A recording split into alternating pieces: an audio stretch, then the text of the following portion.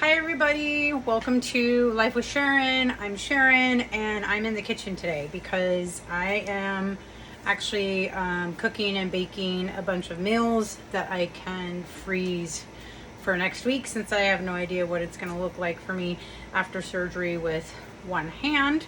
But with that, everybody who has been watching or following me along knows that yesterday I posted before my pre-op appointment a video and was kind of talking about why I disappear sometimes, but also I was doing a little bit of pre-op chit chat about the potential for anxiety because I don't know what it's going to look like pain-wise next week. So anyways, and then I uploaded the video and I went inside and did my pre-op appointment. And so this video is being designed because I want to explain how fear can turn into hostility really fast.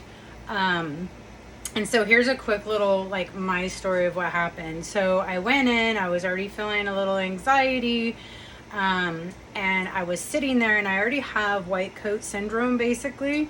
So I already have a lot of fear and anxiety just wrapped up in all the medical stuff as is, okay? And I've had a lot of surgeries and procedures in my life, especially in my 40s, where things that shouldn't have been so painful was absolutely excruciatingly painful, and it was like trial and error.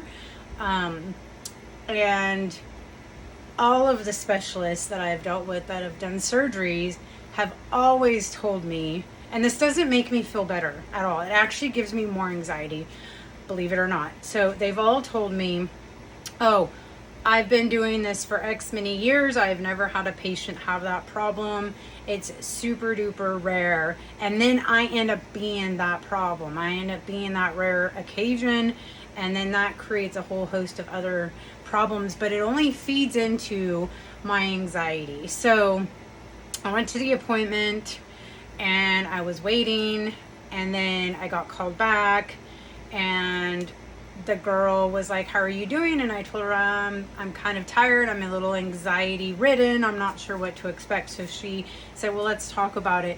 She let me talk for 20 minutes about all of my fears and things that had gone on and things that had gone wrong. And she then says, well, we don't have protocol for pain management. You'll just have to deal with, Tylenol and NSAIDs. And mind you, I can't take the NSAIDs because they mess me up really bad.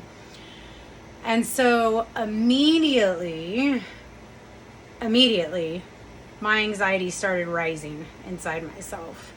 And I felt like, one, she had me spend 20 minutes talking to her and she didn't hear one word I had to say, is how I was feeling. She didn't validate my fears or any of that. And all she said is, well, we don't do that.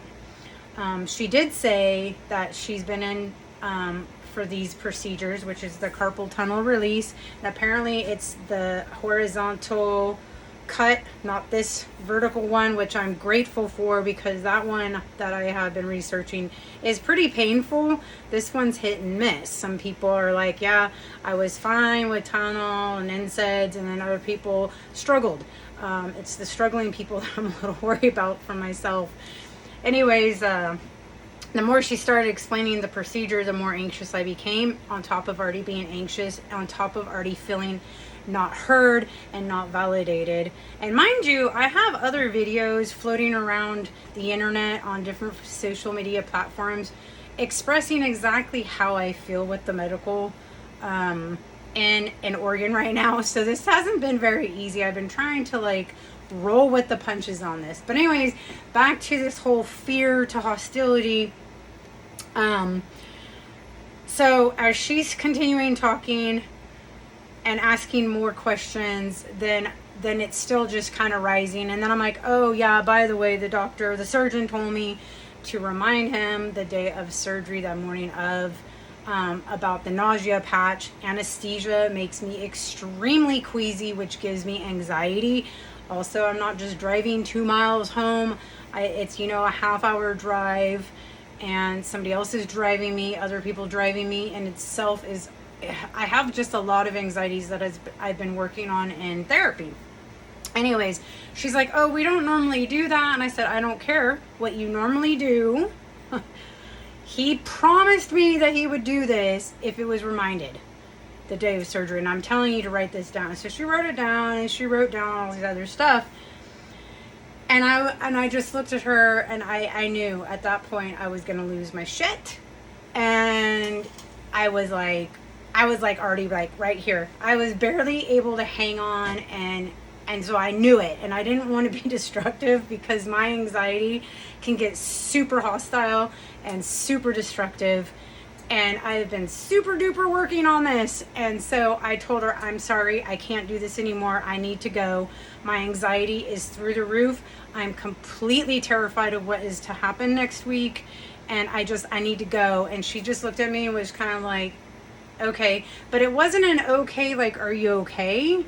Can I help you? It was an okay of frustration. She was frustrated with me being frustrated and anxious, which also was pissing me off. So I said, how do I get out of here? And I grabbed my stuff. I grabbed the little bag that has, like, the sanitizing soap, scrub, whatever things that you got to do the night before in the morning of surgery. And she goes, oh, we'll just take this back door, like, right here. So that way I don't have to go through the whole clinic. And I left. And it was like 2:30 in the afternoon yesterday, and it took me hours. I drove back home, and I was trying to, like, de-escalate. I called my aunt, Kathy, was trying to and the more I was trying to de-escalate myself, the more I was focused on this shit, and I was getting more and more angry. And so I was, like, climbing. So by the time I got home, I was just completely emotionally unregulated, stressed out, had a headache, my heart and my lungs were acting up. And so my lungs are definitely affected by anxiety. I was coughing shit up, and it was just a nightmare. My roommate came home. My son was already, I think, home from work, and my roommate was like, are you okay? Do you need a hug? I'm like, no, I don't need anything. Like, I was like, I need to vent or something like that. And so he let me vent. And that was super, super, super helpful. And as I was venting, I was realizing, and I was even expressing out loud, like, I'm trying so hard to, like, de-escalate myself. I'm trying really hard to, like, calm down, and I just can't seem to do it. I don't know what to do. And he's like, just keep talking. And so I was talking and talking and talking and talking. And then finally, after, a few hours of this, I had an aha moment, and I realized the trigger, right? So, and I feel like that is really, like, the key. Like, once you get the aha moment or that clarity, and for me it was, I realized for the first time, like, I literally realized for the first time in my 49 years on this planet of having, like, terrible anxiety, that fear for me hits my fight or flight activation in my body, and I'm gone. What I've not been able to do very well, however, in the last couple of months I've been working on, so I guess I should say I'm doing better. But prior to therapy, there was a short fuse, and boom, I was there. There was no thinking, there was no pausing, there was no venting. I mean, there was venting, but it was not helpful venting, it was hurtful venting.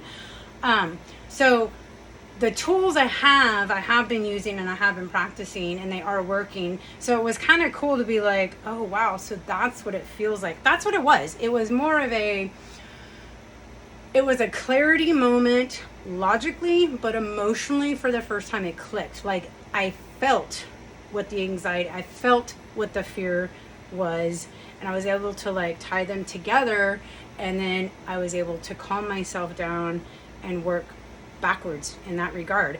And so I was like, I remember yesterday I was like, I should just do a video, I'm so mad, and I should do this, and I thought, I should not. I should wait until tomorrow. I should calm all the way down. I should think. I should put my thoughts together. I should think through everything. And I'm really glad that I did that, because I decided that I didn't actually want to do that video. And so I would have put a video up impulsively, and then I would have regretted it. So what are some possible reasons why fear might manifest into hostile anxiety? Well, one, like I said, so fear and anxiety can absolutely, and in me, it triggers or activates that fight or flight, whatever, inside myself, right? So I'll get to where I'm feeling so overwhelmed and I'm unable to escape this perceived threat. In this case, it was surgery and not knowing what the pain's going to be like, that I was already exhausted, and I was overheated too. It was a triple digits yesterday. There was a lot of factors went into that. So fight or flight activation can absolutely be caused from like fear and anxiety, and then that could be a trigger point, right, for this hostile. You could be fine, and then all of a sudden you're not, and looking for body cues inside yourself. So like I already knew I was a little anxious, but I was trying to like push it down. I'm okay, I'm strong, right? So also like feeling trapped or helpless, and me feeling trapped inside myself, and also feeling like the doctors didn't care, made me feel like I was helpless in the situation. I really wanted to cancel my surgery. I really wanted to, but this wrist is so bad that I had no choice. And I think that was part of feeling trapped and helpless, was that there was no out. There's no out. There's no saying no. I have to proceed no matter how the outcome is. And that to me was freaking terrifying and completely like out of my control, like no control whatsoever of the decision. And me being this micromanager my whole life, which I've been practicing not doing, still struggle with. I do it with my son. I catch myself now. Hey Google, timer off. Sorry about that. Google. Hey Google, stop timer. My roommate's like Google thingy is kind of retarded. Sorry about that. So anyways,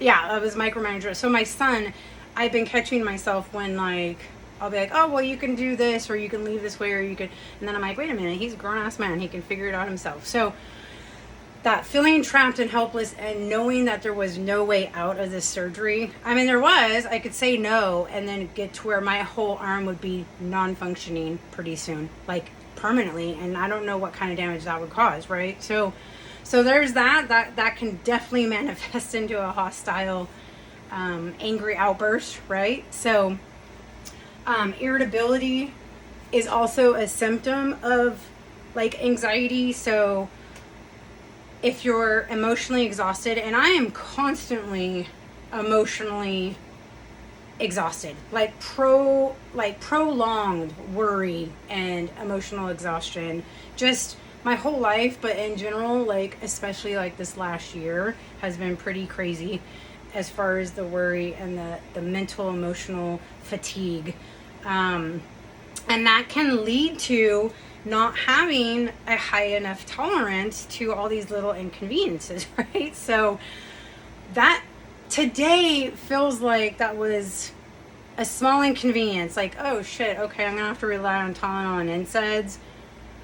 Today it feels that way, but yesterday it was this huge fucking mountain that was seemingly unsurmountable. So it's amazing how like just, I don't know, like the clarity you can, if you can find that clarity and that aha, that key moment, how it felt, and then you're just like kind of, in that. Also, don't avoid. So like for me, I was avoiding unprocessed feelings and emotions, right? Like I went into that building yesterday already like, no, I'm strong, I'm tough, this is ridiculous, I can get through it. So I was already avoiding myself, and I was already like making more unprocessed emotions to try to like work with, and that wasn't working. That obviously it did not work. So basically I just want to tell everybody who struggles with anxiety and like big fears that turn into big hostilities, big angry outbursts, that there is hope.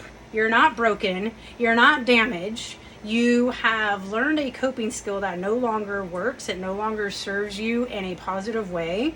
Not that it probably ever did, but you probably learned it in childhood. I'm not sure where you learned it from, but what I can tell you is that I am positively 100% proof that somebody can learn new ways. Okay, so if you need to seek help to identify, to, you know, I don't know, learn coping mechanisms, you know, learning how to release held, stuck in emotions and feelings, then do it, because that makes you strong. It does not make you weak. So whoever tells you that therapy is a waste of time, or they're quacks, or it's not real, screw them. They just don't want to look at themselves. All right. With that, I need to pull the chicken out of the oven. So I love you guys a bunch, and thanks for stopping by. Have a great day.